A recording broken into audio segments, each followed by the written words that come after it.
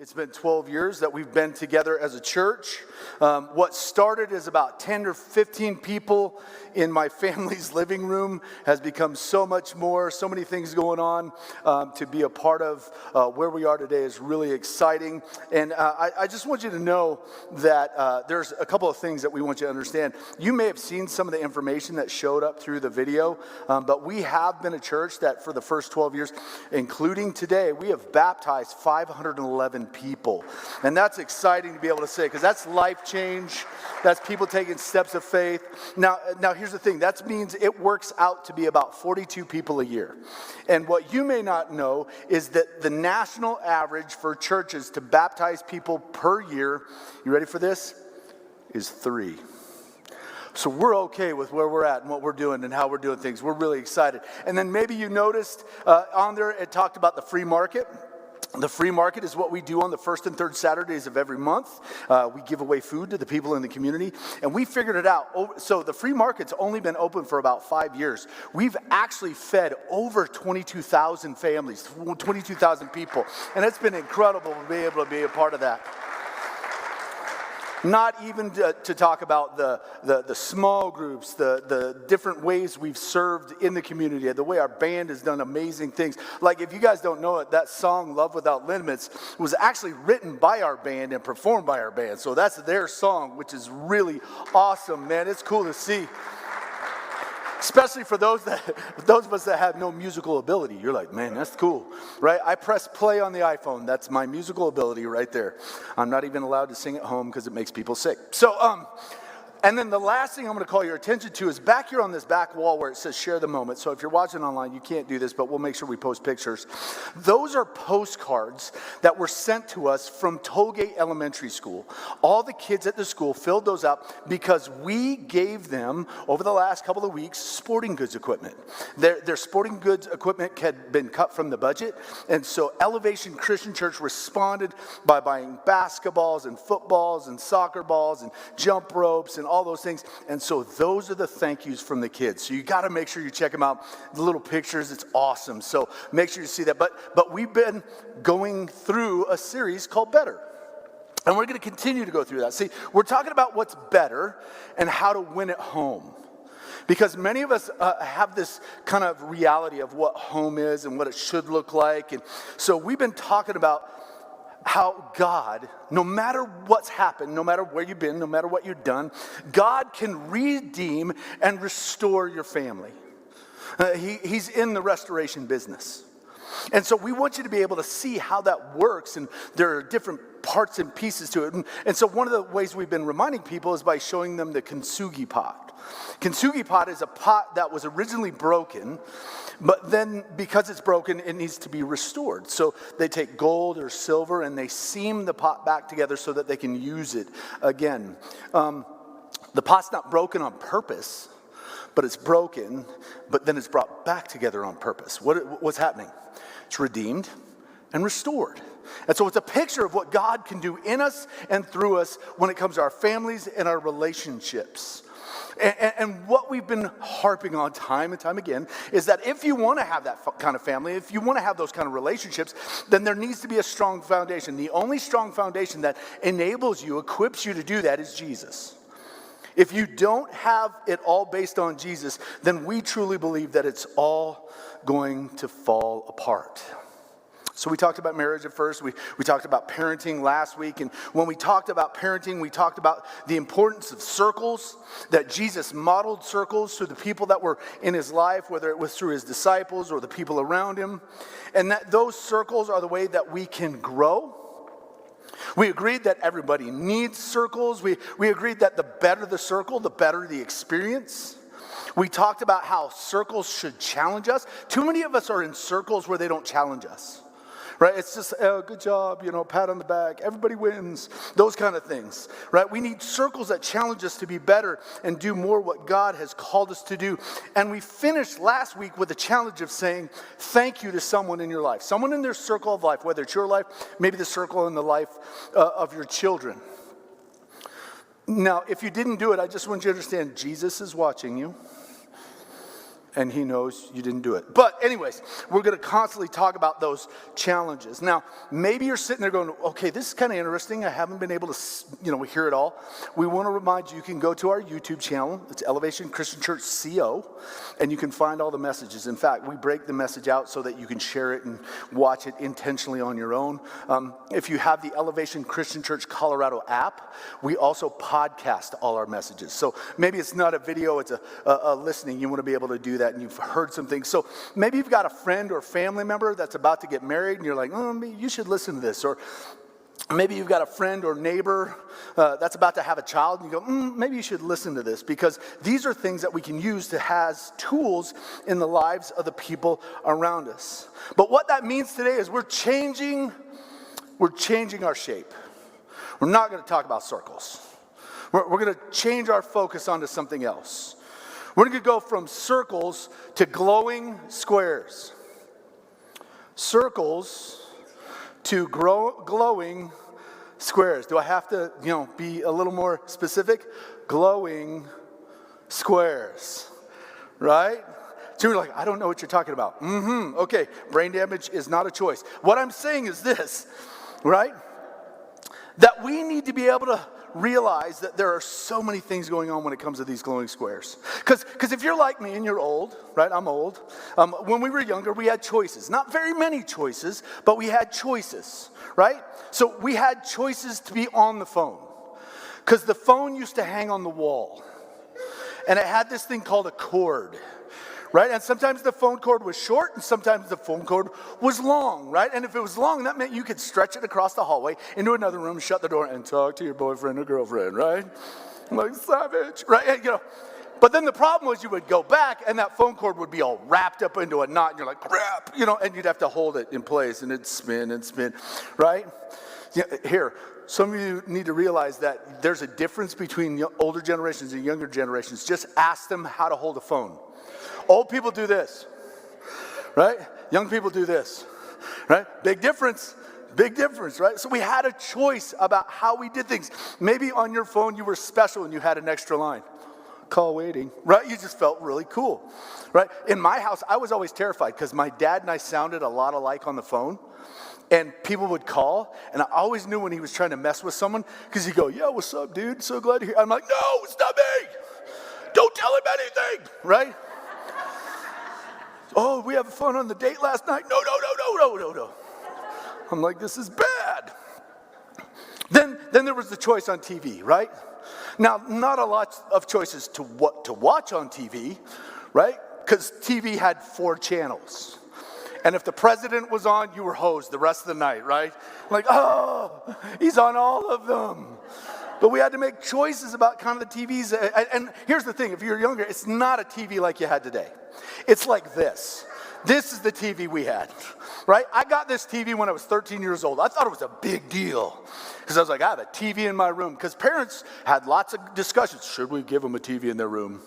I mean, is that okay? And you're like, 4 channels. What can be wrong with it? And half the channels didn't work, so you would hold onto the antenna and you'd put up one leg and put tin foil over here, and maybe you got the extra one.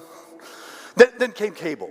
Can they have cable in their room? See, this is what cable looked like for me, right? Some of you are like, what? There was no remote? That is the remote.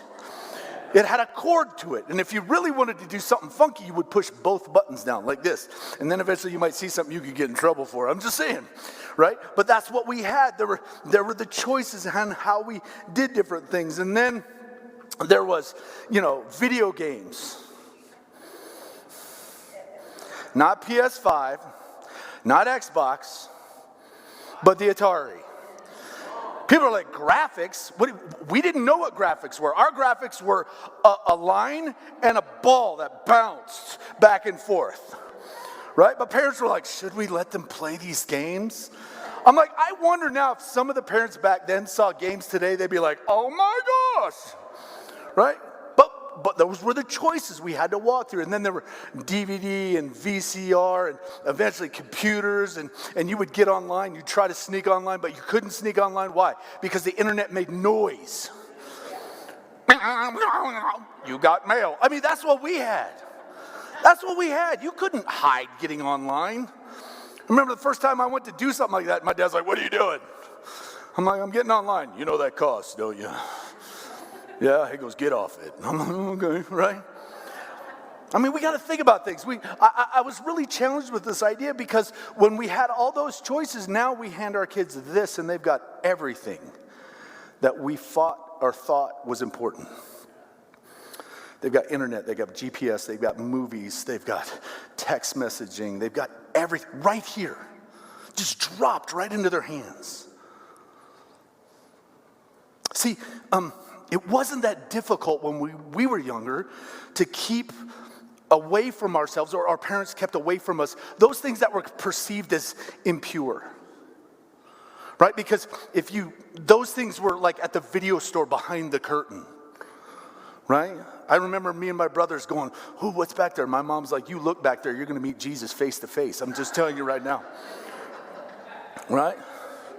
Other things that were behind the cashier, right? Covered with black plastic because you couldn't see it. But now, it's at the push of a button. It's not only a push of a button, you can set it up where it's sent to you on a daily basis. American Psychologists Association did a study in 2020. And they asked, what is the average age when a child views online pornography? The average age was 13. Here's the age that bothered me. For first exposure, the youngest person was 5 years old. 5 years old. Being exposed to something like that. Here's the truth. We can't parent like our parents parented. We can't parent like our grandparents parented. We've got to be able to do something different. And Jesus gives us the perfect illustration of what it's like to parent today. I mean, read in Matthew chapter 9, verse 16 and 17. We can read together where it says, "Besides, who would patch old clothing with new cloth?" I thought about that and I went, my mom. Because see, back in my day, if you had a hole in your jeans, you didn't pay $5,000 for a pair of jeans that looked like that, by the way.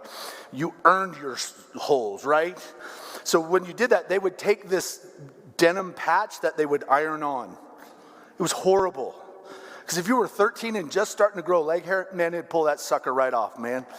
And then what would happen is if you wear through it, I don't know if you remember, it would curl like this. And so the sticky part would be exposed. And there'd be like food and dog hair. It was just nasty. But I digress. I'll just get away from that. It says, for the new patch would shrink and rip away from the old cloth, leaving an even bigger tear than before. So we see that and we go, oh, okay, I get that. But then it goes on and it says in verse 17, and no one puts new wine into old wine skins.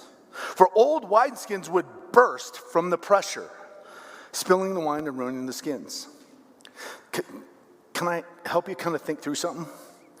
I think some of our old parenting skills are bursting with pressure.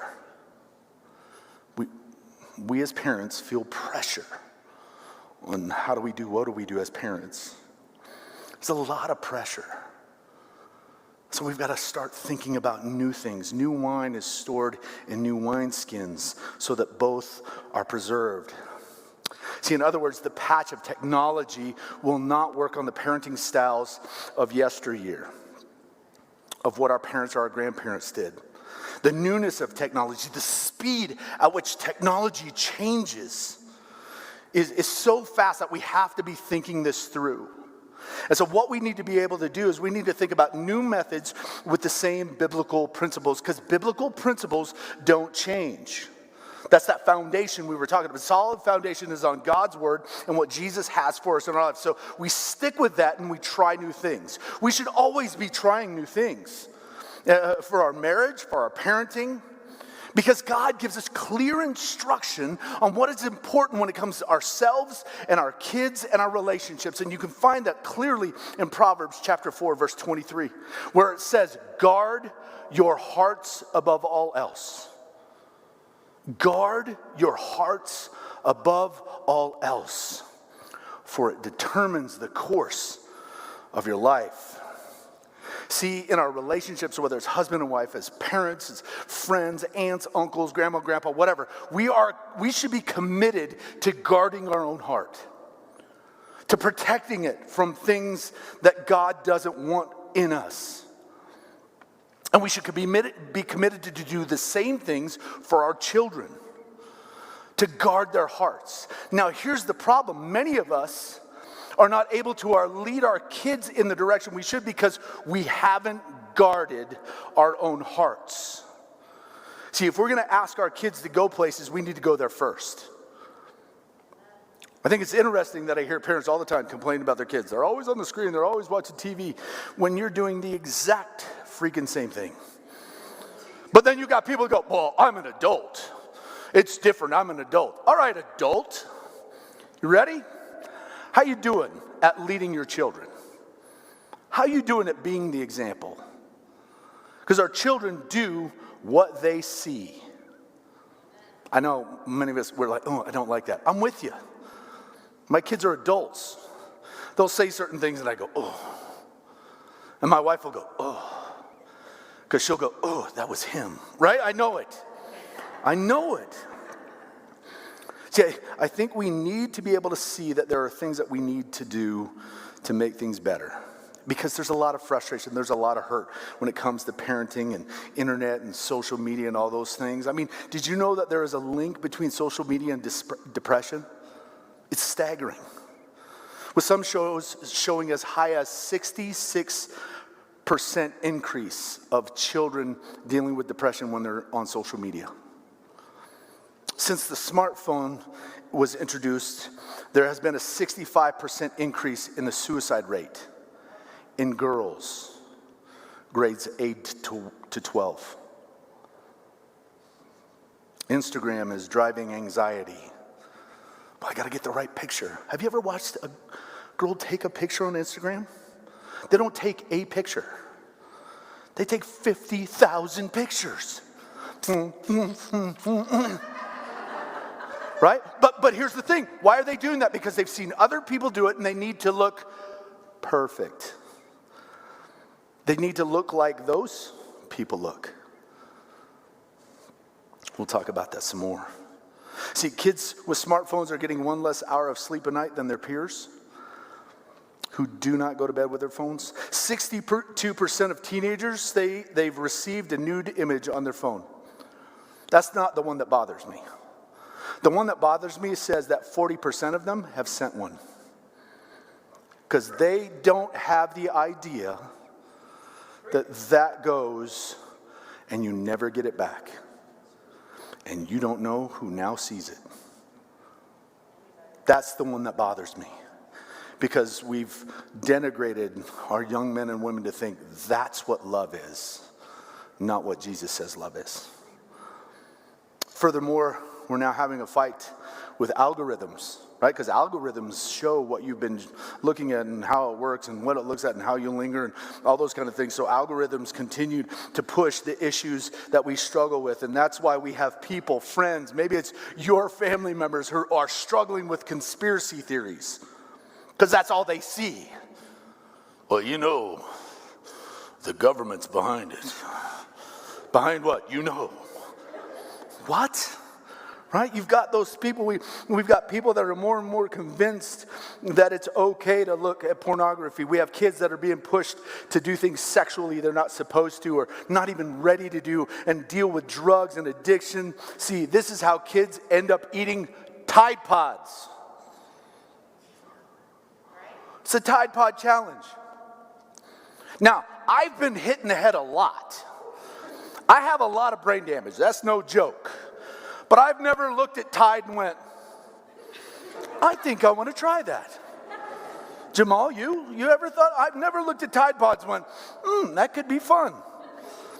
I'm like, right?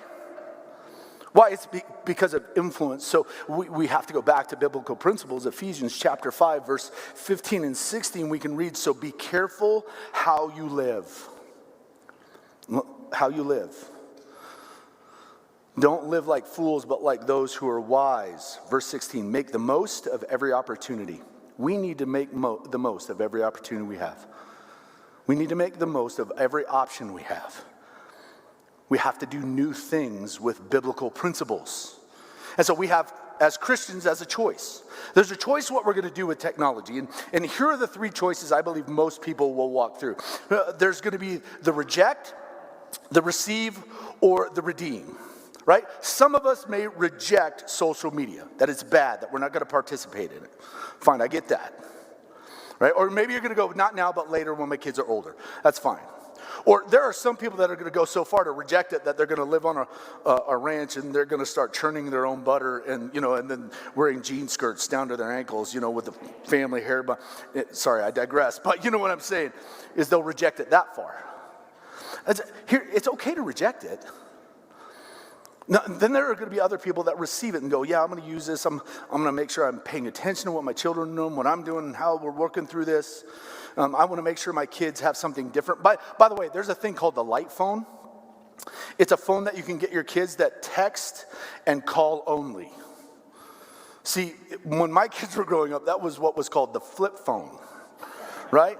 My kids did not have smartphones until they were in college. By the time, it was almost kind of a badge of honor by that time. It was like teachers are like, will you look up this? And my kids are like, click, no, can't do it, right? And it's one of those things where we either reject it, we receive it, we can restrain it a little bit, or I believe we can redeem it. We can use it to draw people into a relationship with Jesus. We can broadcast encouraging and uplifting messages of God's hope, joy, not anger, judgment, or arrogance. Because that's what most people see about Christians. It should be something that is going to give comfort and joy and help them see that following Jesus is a beautiful thing. See, because the other thing we need to remember about technology and getting on a phone is it's a time trap. We lose. Why do you think our phones now tell us how much time we spend on them? Right? It gives you an update. Like mine always shows up on Sunday in between our two experiences here. And I'm like, oh. Or I'm like, oh, right? It's one of those, why do you think it does that? Because we get lost in it. Now, just so you know, the phone companies or your phone creators don't do that because they want to. They've been forced to do that because people are so lost in their phones. It's a time trap. I mean, let's be honest. Come on, we're going to be real with each other. How many of us have gotten on our phone and we decided we're going to look up something about our favorite team or our favorite movie or our favorite song or whatever, and then the next thing we know, our battery on our phone is dying, our eyes are red and bloodshot, right? And the sun has gone down, and we're now looking at why black holes, snakes, and tomatoes are ruining the universe. Right? I put the snakes and tomatoes in there because I hate them. Right? I'm just saying. But we've done that, right? Let's be honest. How many of us have done that? It's just one TikTok video. Blah, blah, blah, blah, blah. Oh my gosh, it's December. What happened? Right? It's a time trap. And every time we spend on our phone, we only realize that we're missing out on other things. See, because what's the most important factor when it comes to our kids? To our relationships? Time. Time is. And there was another pastor that gave some analogies. I'm going to use him because he's way smarter than me. Right? Like time over time equals history. Because if you spend too much time on other things, the relationship you have with your children or spouses becomes history.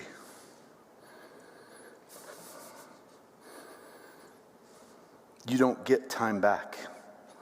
And if you don't get that time back, then I want you to understand, like we talked about last week, as a parent, you can't be in control and a consultant, right? Because if you have let time go by, you will never be able to be a consultant because you've lost that chance. How about this? Love over time equals worth. So because the more time you show your children you love them and care for them, and you speak words of life into them and Jesus and how much you love them and care for them, that's where they get their worth. And if you're not doing that, they're going to go find their worth somewhere else. Here, can I be honest? I do this a lot. You know, I've got adult children, and so you can say your parenting wasn't that good. Fine, you can say that all you want to. All my kids graduated college. All my kids still love Jesus. All my kids are not perfect. If you look at my kids and go, they're not perfect, I'm going to go, duh. Look at who their dad was, right? I'm just saying, right? But this is the thing. I used to tell dads all the time of daughters, if you don't hug your daughter, she'll find someone who will. And it's not the kind of hug you want for her. Sons, if you want your sons to lead and care for people, mom, show him how much dad does do. Don't bash him in front of your son. It's part of what we do. Love and time equals worth. And it's not about the big grandiose moments. It's the small moments that matter. For me, it was conversation with my girls in the car on the way home from somewhere. See, because as a parent, I told my kids, you can ask me any question you want about anything, and I'll be honest. Now, I'll be honest and say, maybe when you're a little bit older, I'll tell you that, but not right now. Because there were a couple times when my daughters would start asking questions, and I'm like, oh, I know where this is going. And I'd go, not right now, and you need to ask your mother. No, I'm just kidding, right? Some of the best conversations were right there. It's those little moments that mean the most. Words over time equals direction. If you lose time, you will not be able to guide your children because you will not be in control forever. And if you don't give them the time, they won't ask you to be a consultant. They'll find someone else who will. We need to tell stories. Stories over time give them perspective. They give them perspective about bigger pictures of what God wants and in them for them when it comes to their lives. You get to help prepare the bigger picture when you talk about stories and you give time to that. See, they will see your words not as controlling, but as a consultant that's giving them more.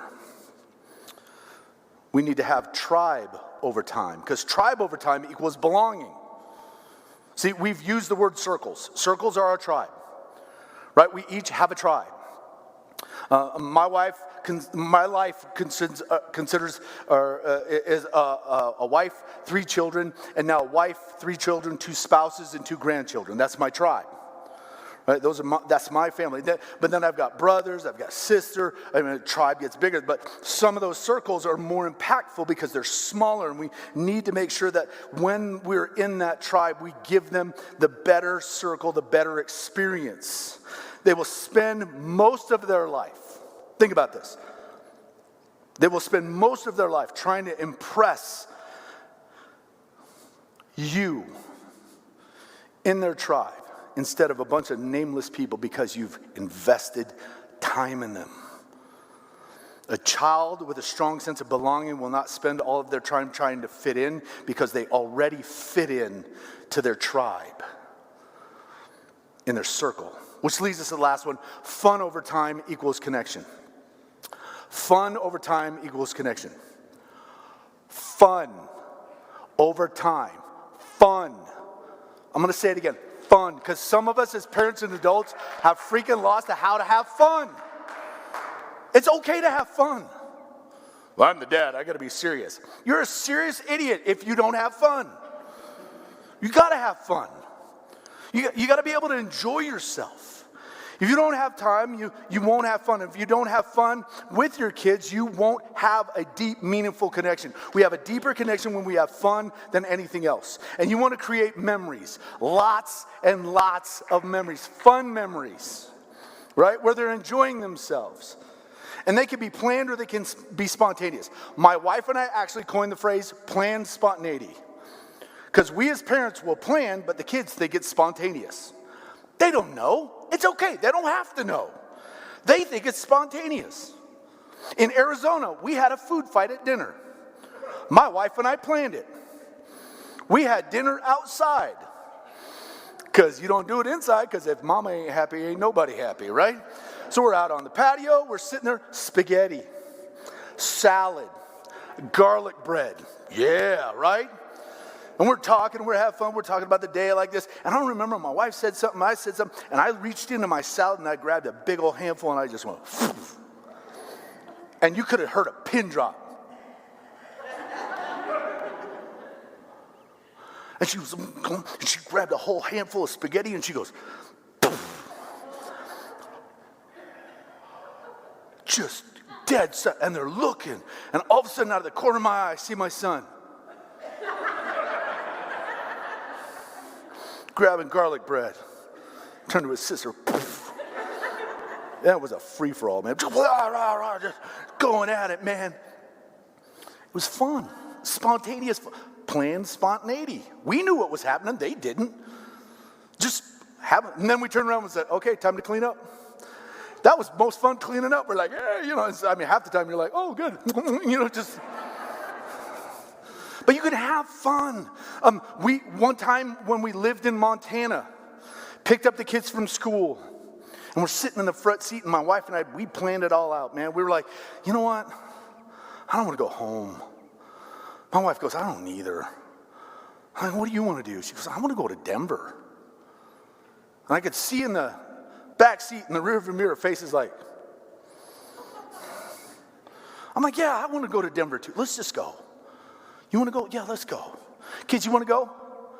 No, we have school. You can skip school.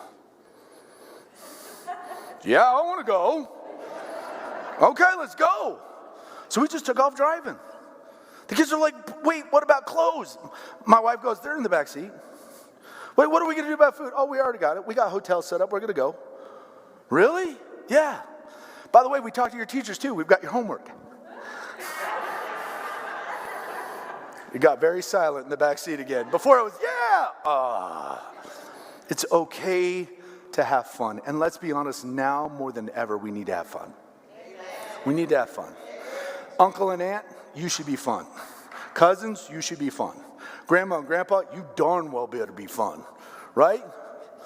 I always remember different comedians joking about his dad or his mom, being fun and enjoyable. And the comedian would always go, those are two people just trying to get into heaven. I know what it is, right? Because they were never like that when I was at home, right? Have fun. Lose yourself in fun, because here's some perspective. You ready for this? Kids from K through 12 will spend 13 years in school. That's 113,000 hours. That's 4,745 days. They're going to sleep 8 hours a day, some 10, right? And it's going to be 37,000 hours of sleeping, which equals 1,581 days of sleep. Each and every one of us is going to work. We work 50 hours, some of us more, and then we have 2 weeks of vacation. That turns out to be 3,250 days of work. Now here's the one that always drives me crazy. Church. Well, church we only go to 1.8 times a month. If that. I think it's less now that COVID's over. Which equals out to be 21.6 weekends a year, or 1.5 hours a week. You ready for this? That's 17 days a year. Or 17 days in a lifetime. On the phone, we're on the phone 5 hours a day. That's 23,000 hours, equaling out 988 days on the phone. 988 days on the phone. That's 46 more times more than you go to church. You're on the phone. So you're going to tell me, as a parent, you want to give them that many days of life that's taken because of a glowing square. We need to do things differently. 1 Corinthians chapter 10, verse 23 and 24 says, you say I'm allowed to do anything, but not everything is good for you.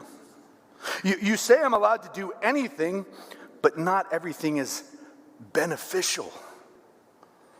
Verse 24, don't be concerned for your own good. Be concerned for the good of others. We need to be concerned for the good of our children and the relationships that we have. So here you go. Here's your challenge.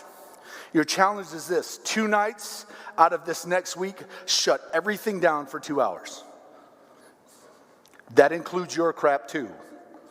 Phone, iPad, TV, computer. Shut it down. Take 2 hours. Go for a walk. Play a board game. Draw something. I don't know. Kick a ball, throw a ball, punch a ball, whatever. Do something with a ball, right? But get out of the normal of what you continually do. You don't have to keep telling your kids to get off the iPad. You need to give them a reason to get off the iPad. And it's got to be what? Fun. Don't do what you want to do. Your kids are not going to want to do it. What's fun? Well, I'm sitting in my recliner watching NASCAR. Look, another left turn. I mean, I'm just saying. Do something that's fun for them. Make a memory. And then see at the end of this week if you like your life and your family better. If you're single, you can do the same thing. Right? Turn it off. 2 hours. Right? Read a book. There's this thing called the Bible. Read the Bible. Go hang out with people. Go get to know people. I don't know how many times I have single people tell me all the time, I need to make more friends. Here's a chance. Go out, make friends. Well, I'm an introvert. I'll pray for you, right? I'll pray for you. I mean, it's just one of those things where you have to go. You have to go beyond what is comfortable. Because it's in the discomfort, that's where we find life change. That's where we find freedom. Because the truth is, many of us are hooked on social media. We're watching videos. We're watching pictures because we're trying to get out of our own reality. We feel like the life that we're living is not worth living, so we would much rather settle for watching other people live. The problem is, the behind the camera, behind the Instagram post, behind the TikTok video is this thing called reality. And reality is filled with depression, anxiety, suicidal thoughts. See, we look at these pictures and we go, oh, their life is perfect. It's because that's all they pick. They don't post pictures where they're not looking good. Right? You see these men and women, they post these pictures where everything is wonderful. Have you yet to see them post a picture after they've thrown up? Because that's when you really see what someone's like. Right? If you're married, you know what I'm talking about. She throws up, she turns around, and you're like, oh, what's just happened? Same thing with the guy. Guy throws up, the wife looks at him and is like, you have to go clean yourself because that's nasty. Right? You don't see anybody going that. Here, look, Instagram. Because that's not reality. We post and we live what reality is. And here, I want you to hear my heart. My heart, I want you to understand that the life that you've been given, the life that you have, is one Jesus gave to you. And you're trying to get rid of it. You're trying to find something else.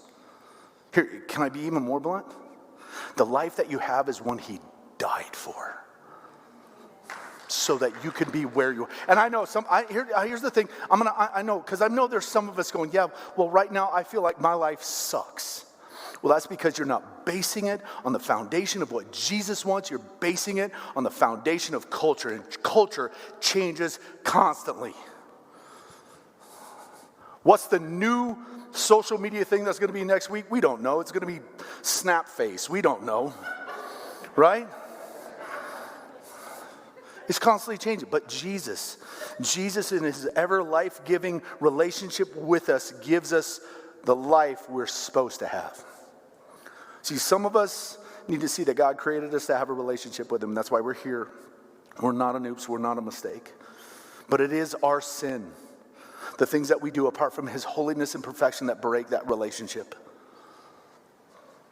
And you're never going to be good enough to fix that. Here, I'm going to help some of you. You're never going to be good enough. Just take in a deep breath and go, I'm never going to be good enough. Because some of us are fighting the picture of perfection because that's what we see online. And God says, I love you right where you're at, even when you're not good enough. I loved you so much that I'd send my son. Jesus, He died on the cross paying the price for our sins, and everyone who trusted Him and Him alone can have a relationship with God that starts now and lasts forever. But it's on the foundational principles of the sacrifice of Jesus Christ that we have life. And it's better. It's not perfect. It's better. It's not without problem. It's better. So there are always 3 questions we like to answer at the end of these. What do I now know? How does this change me? And what do I do now? So what do I now know? I now know that I have been given a responsibility to guard my heart, to guard the hearts of those that I love, my spouse, my children. See, my wife and I, we've had some things going on, and it's been rough. And I just kept thinking, I want her to feel so loved, she's not willing to look for someone else. I'm going to guard her heart so much that even now that our children are no longer at home, she feels empowered and loved and cared for. And we need to see that sometimes technology is stealing our relationships, stealing our time, and we can't get the time back. Dad, you can watch a football game later on because it's recorded. And by the way, it's better. You can skip through the commercials, I'm just saying. But you don't get that 15 minutes with your daughter or your son back again. We need to be able to see that the innocence of our children are being taken away and we're not guarding their hearts. How does this change me?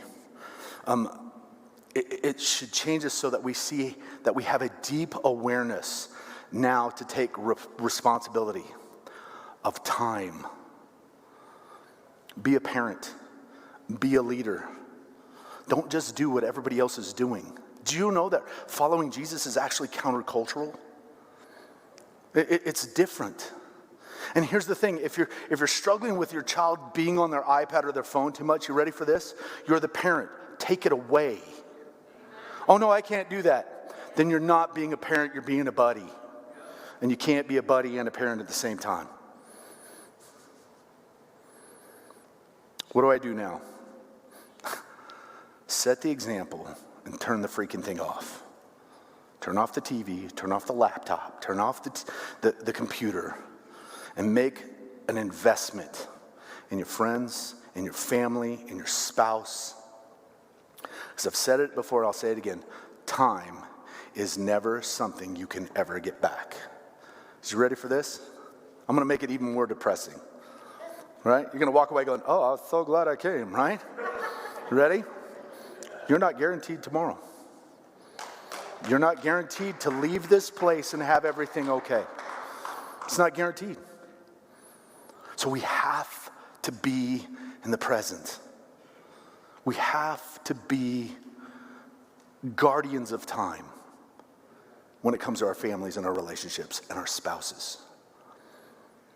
I did a funeral yesterday for a gentleman who passed away suddenly.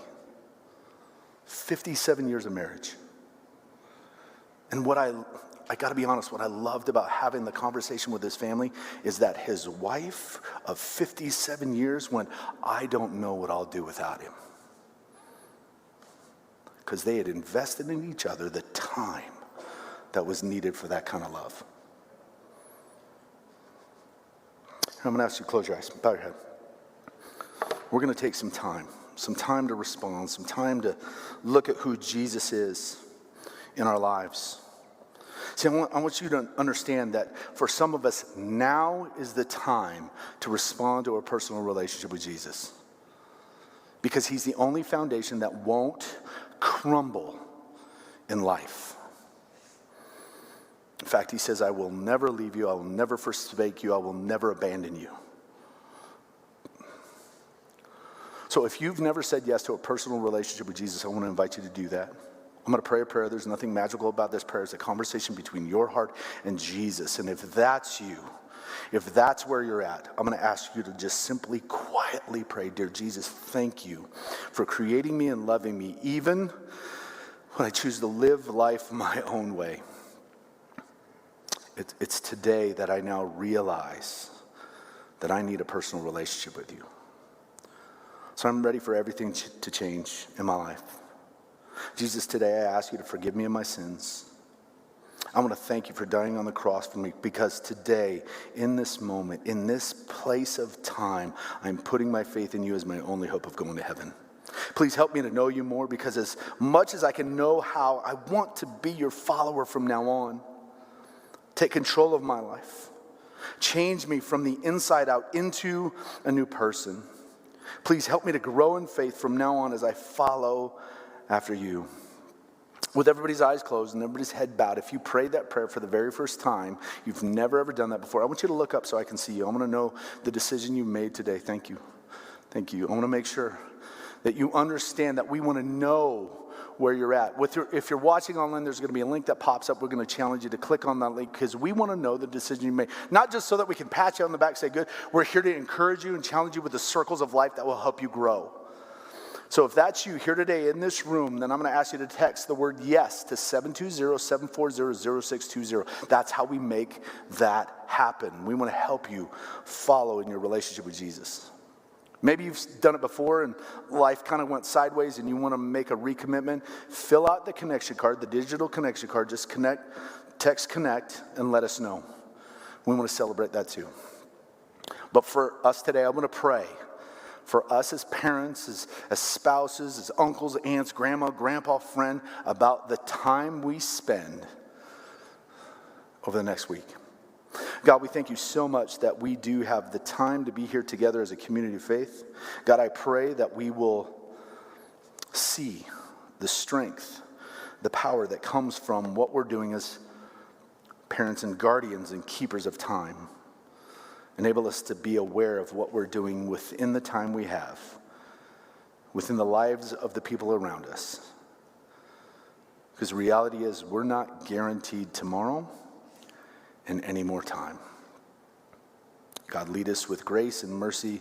Give us strength and courage to be all that you've called us to be, not what culture pushes us to be. And it's in Jesus' name we pray.